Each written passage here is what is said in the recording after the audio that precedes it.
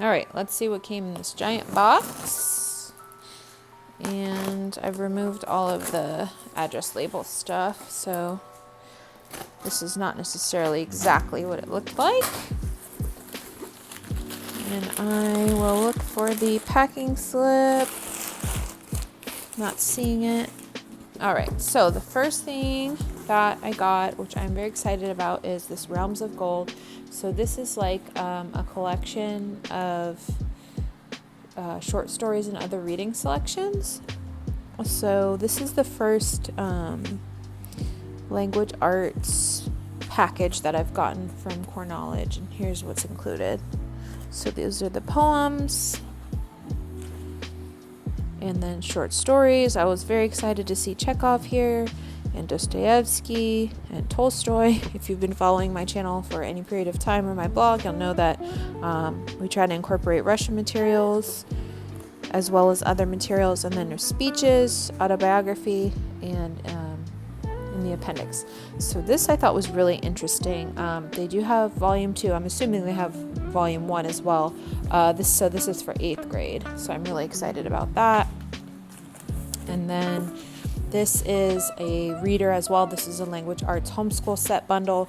So The Genius of the Harlem Renaissance volume 1. There is a volume 2, and I think that they are based on time period. So I think this is the beginning, and then the second one is like the later years or what have you. This is all that's included. So I thought that this would be an interesting material to incorporate. And then this is a 5th grade reader, and again, staying with the Russian theme, Tsars and Shoguns, Early Russia and Feudal Japan. So and these are the rest of the 5th grade readers. I was really interested in that. And then the one thing I did differently is I got this as part of the homeschool set. So I'm assuming it's later in this box. I'll show you all of the stuff. This is a new offering as of last year. They have civics and economics in whatever historical period you're ordering. So this is the 8th or middle school U.S. history. And this is the list of the history titles. So these are the ones that I ordered, and then these are the ones that we've been using for 7th grade, and then there's a separate civics and economics for world history, which I was definitely tempted to order, but I did not because we don't need it right now, and I have not looked through this at all, so I'll be interested to see what that looks like. That's that. And then this is the volume 1 of U.S. history, same size as the world history book. And again, this is chronological. So this is volume 1, and it's pre-colonial to the 1800s. And then we have volume 2, which is the late 1800s to the 2000s. And I apologize if you can hear clicking in the background. My cuber is making a lot of noise, so hopefully that won't be too distracting. And this is also one of the new things that I ordered, which is the science homeschool set for 8th grade. These are by level, so there's only 5 or 6 of them here, and this is the reader. And so I have ordered 4th grade science readers, but we haven't really used them that much because they're very dense. And so this time I got the set that comes with the activity pages and the teacher guide so that we can fully make use of that resource. So this is the student procedure guide. So you can see this one says Science Literacy Student Reader. So this is what they'll be reading out of, but this is what tells them what to do. And I believe it has labs or what have you. So I'll definitely have to look through this some more. This was new to me, so I'm not exactly sure what the point of this would be in a classroom, to have a procedure guide. Okay, and then here we have the activity book for the Harlem Renaissance. And so this is what, if you've seen my other Core Knowledge video, I expressed frustration about in printing, having to print and have all these different papers. So I was really looking forward to having the language arts activity books, and it has everything all in one place. And so you use this with that reader that came. And then this is the Realms of Gold activity book. So same concept. Really looking forward to using this for language arts in our 8th grade homeschool. And I'll do another video where I share all of the 8th grade curriculum that we're going to use. But I just wanted to share these materials since they came in more of an unboxing format. So that is that for 8th grade English, and then this is the student work pages for science. So similar concept to the language arts, except you use this, I believe, with the student procedure guide to figure out what to do, and it looks like all of the labs are in here. So like one thing that I wanted to mention in the core knowledge video that I made was that there are definitely a lot of activities and labs and things included, but I hadn't purchased those. I only had them in digital format, and the particular unit that we were doing, it was just really a lot of extra gathering things and doing things, and I just did not have the bandwidth to do that, especially because we're doing another science curriculum, a whole science curriculum. So I was really curious to see what the student pages looked like, especially at the middle school level. So this is the Earth and Space unit. And then lastly, we have the teacher guide, which is like, I'm just going to move this box out of the way, like 2 inches thick. So we could just look at the table of contents here. And so I don't know if you could tell like how dense this is just one unit, and there's 5 or 6 units. So it looks like this one has 17 lessons. So I don't really know if you're supposed to even get all of the units per grade level, because it's so like, look, lesson 1 is 4 days. It's just so dense. And so the reason I got this one is because my son is, well, first of all, it's an 8th grade unit, but also he's been interested in astronomy. So I thought that it could be, interesting for him. And also I just really wanted to give the core knowledge science a real diligent effort. So that is that. The Earth and Space teacher guide. Then we have the Realms of Gold teacher guide. Let's see if I can make that pile over here. And this is saying it has 9 lessons. I don't know how it could only have 9 lessons considering how dense that book is. And these are the standards. So every teacher guide contains a list of the standards it covers. So you have writing standards, reading standards. And again, my tripod is a little bit wonky, so I apologize if you're having a hard time seeing the full page layout. I can't rotate my camera. So then there's an introduction for the teacher to read, and then it says, this type of stuff.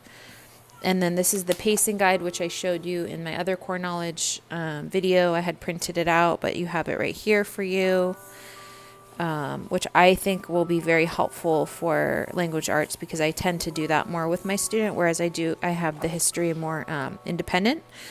So here's your vocabulary, and then it has Spanish conjugates. Not sure if that's for those learning English or if that's just a separate thing. I'm just kind of looking through this as I'm flipping it. So here you go. Here's a lesson. Read this. Then review the past lesson, then introduce these selections, and it has a bunch of background information. So this could be really a great tool if you're teaching in a co-op or a group. Obviously, if you're in a classroom, that would be straightforward. And let's see if it says anything about assignments.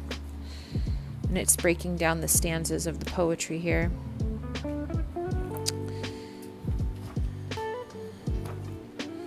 Lesson 7. Here, Greek and Latin word roots, anchor chart. I don't do anchor charts, but I know that some people do. Let's see. Oh, and here it said, this is cool. This is kind of what I was looking for. So you have lesson 7 and it contains this pacing chart contains which activity pages you're going to do, with which activity, which materials you'll need, and then the different activity pages. So this lays out a whole,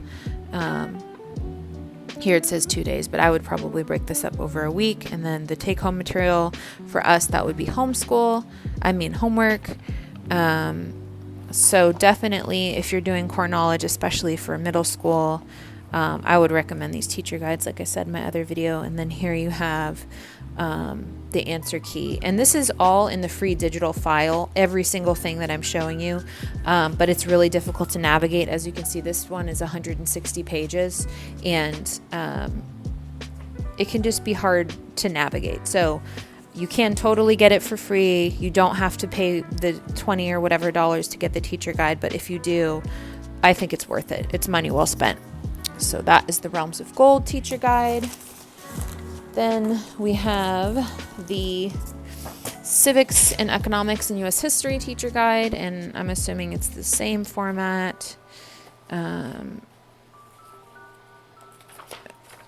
this is a totally separate curriculum from the U.S. History. So you don't necessarily have to use them together. We will be. But I really wanted to check out what this new, and sorry, I'm bumping my camera right now. I wanted to see the difference between this and another curriculum that we have used. Here it's saying it's only a couple of weeks. What does it say? 3 lessons, 3 weeks. I'm probably going to break that up longer. I'll let you know how that works out. Let's look at a lesson. I can find it. So it doesn't look like it has that same chart as the other thing we were looking at. So here's the example of a lesson. You've got your standards. Not sure what RI stands for. Usually R is for reading, but anyway, core vocabulary, support, literal, all that stuff. So that's that teacher guide. Let's see if it has the same. So this is the same as the world history. You've got unit assessment and a performance task. So this is kind of interesting. Make a poster-sized infographic that illustrates key economic concepts. And here's a sample table. And then you have more of that. So I guess they're treating this as a unit rather than an extended thing. And then you have vocabulary. And I'm not sure if this has an activity guide or not, or if it's just the reader. So you may have to print this off from the digital file or make a photocopy. So that is the Civics and Economics teacher guide. Then we have the U.S. History teacher guide. So one thing that I particularly like about this format is it has both of them in this one guide. So you don't have to have 2 separate guides, 2 for the price of 1. I got the homeschool set of the U.S. History, which included this and both of the readers, and I think that was either $40 or $50 or $60, something around that, for 2 textbooks and the teacher guide. So that is a very good price as far as history curriculums go, especially once you get into the middle school and the high school years. Things get much more expensive. Okay, so that is the curriculum, vocabulary, and I already showed you the world history version of this, so you have an idea of how that format is. And then we have the teacher guide for Genius of the Harlem Renaissance. And again, this one is a language arts unit. So the standards are going to be writing and spoken language and reading. And it looks like maybe world. Oh no, that's also writing. And here is your pacing guide. You might have to turn your screen sideways for that. Sorry about that.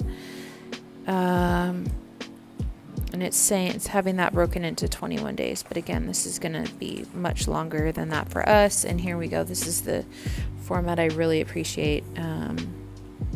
So it has the book you need, the map you need, whatever this is, I don't know. And then the activity pages. So this will be super easy to use or assign if you do that fancy digital assignment stuff. And let's look at the back. So you have really a lot of, and then, this is a writing model, for a multimedia presentation. And then you have a rubric, so it's having you do some sort of project. Peer review, if you want to do that. So there's some sort of final project, and then you have the answer key.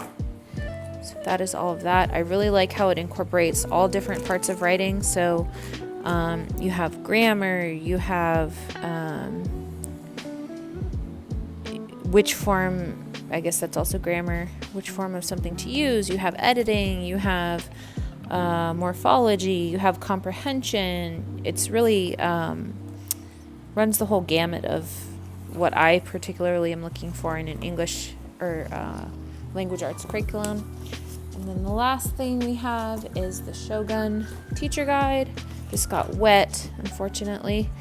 And so this is, I'm assuming, the same format as the other history guides. And this is again for 5th grade. But it's showing you if you're using it for these grades. This is showing you the background content that students would be familiar with if you did core knowledge. So they would have an understanding of parts of the Roman Empire, they would have an understanding of Vikings, and they would have an understanding of the mountains in Europe in the Middle Ages and China. And so the whole concept of core knowledge is that children build up this bank of core knowledge, and then they're able to build on that knowledge as you move forward with different concepts and topics. And that's kind of the Cliff Notes version of what their organization is all about. And then here you can see there's an inset of the different pages, and it's giving you teaching tips about those and questions to ask your students. So this is definitely a curriculum I like to use in small groups. My group is only 2 students, but still enough to, ask them these different questions. And it's showing you to show different maps and activity pages. This must be, the world map must be, it says AP. So these things are included in the student activity pages. And again, if you do the digital free format, all of that stuff is in there. You just kind of have to click around for it. Okay, so you have 7 units on Russia, I believe. And the activity pages there's a performance task. So as you can see, this is really like an extensive writing passage. So really getting prepared for middle school. And then you have taking notes on these different historical figures. And here's the world map that it was mentioned. It says to use with chapters 1 through 6. And here is the Russia map. And here's the vegetation zones in Russia. So you really obviously do get history, even though this is history, right? This isn't language arts. Yeah, this is the history and geography, not language arts. So this is only history and geography. But you can see even the history that we've done in 4th grade has a lot of map work and a lot of understanding different zones of places and things like that. So then this is what it says the student needs to know before doing the Shogun unit. And if your students don't know this, it's not a problem. It's just the theory behind core knowledge is that everything builds on each other. So if your students already do have this knowledge, they'll have like a deeper understanding of what's going on, and they can put it into more of a context. So definitely don't feel like if you haven't done core knowledge since 1st grade, you have to go back and do all of it, or you just shouldn't start. That's definitely not the case. You can always start at whatever grade level you're at, or if your students have a particular interest, you want to start with that, go for it. and these inset pages is something that I really couldn't see in the digital version I was using. So I really appreciate that, especially if you're just trying to use this as an open and go, or at least opening it the day before you teach. It's just set up so well. Like, here's what you're going to be learning. Here's your background information. And I clicked through this if you watch my video about how to download curriculum, I go through one of these online resource files. It's like 11 pages long, and it has these different links. So I think every title has one, and you can just read through that and see if there's different links you want to use, like clicking through videos or art or whatever you want that's on there. And then it says, so read your background information, look at the copies of the map. Here's the core vocabulary you're going to do in this lesson. More of that. And then introducing the concept of Japanese feudalism. And so in fourth grade, you learn about medieval feudalism. So that's an example of if you had covered that content. I think it's in the language arts curriculum. It may also be in medieval Europe, but we've been doing more of the Middle Ages book.